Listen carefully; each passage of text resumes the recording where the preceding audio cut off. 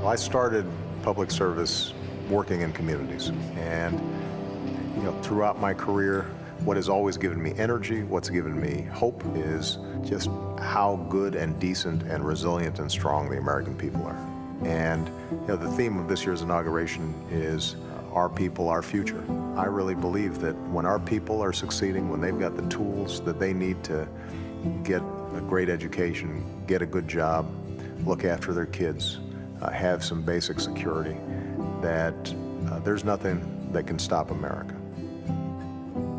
Two figures that I admire probably more than anybody in American history are Dr. King and President Lincoln. So for me to have the opportunity to be sworn in using the Bibles of these two men that I admire so deeply on the 150th anniversary of the Emancipation Proclamation, 50th anniversary of the March on Washington, is, I think, fitting, because their actions, the movements they represented, are the only reason that it's possible for me to be inaugurated. It's also a reminder for me that this country's gone through some very tough times before, but we always come out on the other side.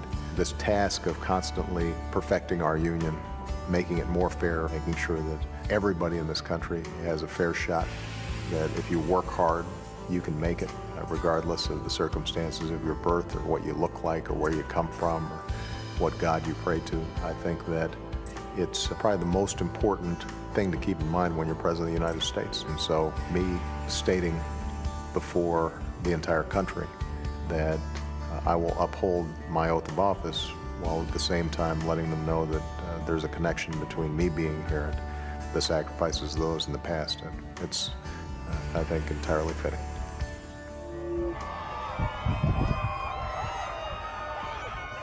I remember the train ride that we took down from Philadelphia. Crowds lined the entire route. It was an incredible reminder of the diversity of our country.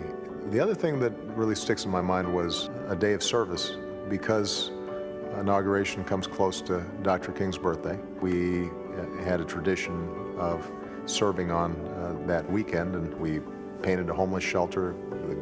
Our daughters put together care packages for our troops overseas. I think it is a terrific reminder of who we are as Americans. The last memory I have that really moved me a lot was the Commander-in-Chief ball. Michelle and I danced our traditional first dance at that ball, but then we each paired off with a couple of service members who were representing all those folks who've made such enormous sacrifices on behalf of our freedom. The inauguration reminds us of the role that we have as fellow citizens in promoting a common good, as well as making sure that we're carrying out our individual responsibilities. That is the reason that America's been successful in the past. That's why we'll be successful in the future.